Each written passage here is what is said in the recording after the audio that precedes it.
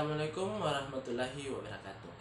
Perkenalkan, nama saya Firman Sabta Yusri, Prodi Ekonomi Syariah, kelas X1. Baiklah, saya akan mempresentasikan hasil makalah saya yang berjudul Fungsi Perencanaan. Yang pertama, pengertian manajemen perencanaan. Manajemen perencanaan adalah proses dasar yang digunakan untuk melihat tujuan dan menentukan cakupan pencapaiannya. Merencanakan berarti mengupayakan sumber daya manusia, sumber daya alam, dan sumber daya lainnya untuk mencapai suatu perencanaan.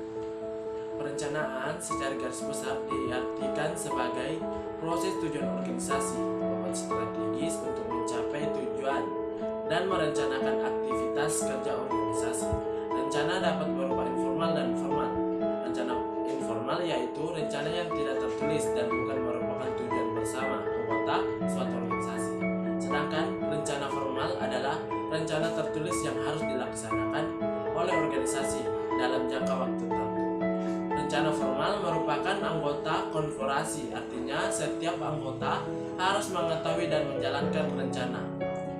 Selanjutnya, proses perencanaan. Sebelum para manajer dapat mengorganisasi, memimpin atau mengendalikan terlebih dahulu, mereka harus membuat rencana yang memberikan arah pada setiap kegiatan organisasi. Pada tahap perencanaan, para manajer menentukan apa yang dikerjakan, kapan akan mengerjakan, bagaimana mengerjakannya, dan siapakah yang mengerjakannya. Proses perencanaan itu dapat kita gambarkan dalam suatu skema, merumuskan misi dan tujuan, yaitu dapat membantu manajer melihat dan mengimplementasikan strategi dalam mencapai tujuan organisasi. Suatu misi hendaknya mengidentifikasi bidang usaha organisasi, termasuk di dalamnya adalah pelanggan yang dilayani, produk dan jasa yang telah disediakan, lokasi tempat yang suatu operasi. Memahami keadaan saat ini, tujuan ditetapkan dalam rangka mengantisipasi kondisi pada masa yang akan datang.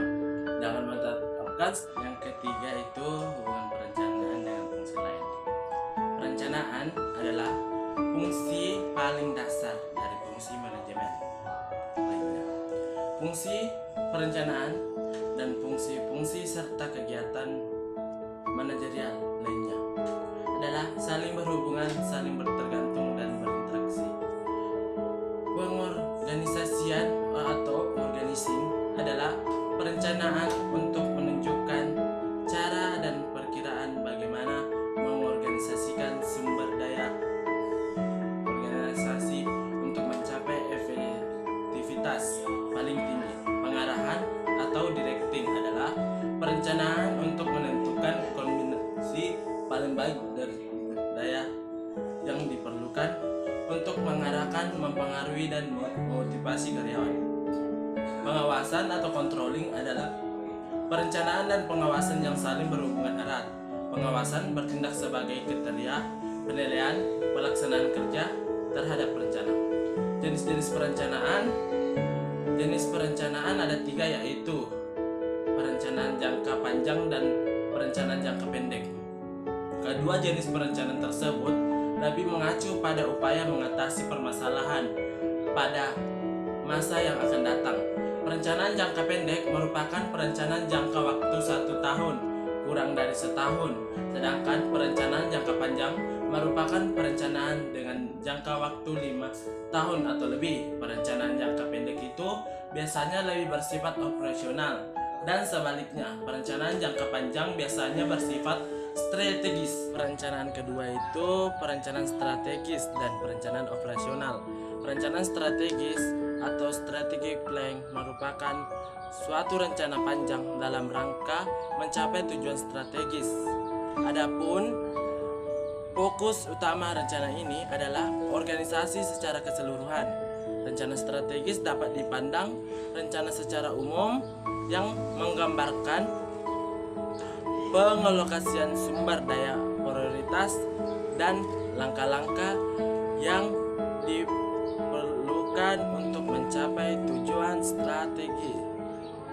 Tujuan strategi biasanya ditentukan oleh manajemen puncak, misalnya penyangkutan tujuan organisasi. Jenis yang ketiga itu perencanaan sekali pakai. Perencanaan sekali pakai atau single as plan merupakan rencana yang digunakan sekali saja, yang secara khusus dirancang untuk memenuhi kebutuhan-kebutuhan. Situasi khas diciptakan sebagai tanggapan terhadap keputusan-keputusan yang terprogram oleh manajer. Contohnya, dari perencanaan sekali pakai dapat diamati dari perusahaan yang ingin melakukan perluasan usaha atau expansion. Sekian penyampaian materi saya. Kurang dan lebihnya mohon dimaafkan. Wabillahi taufiq wal hidayah. Wassalamualaikum warahmatullahi wabarakatuh.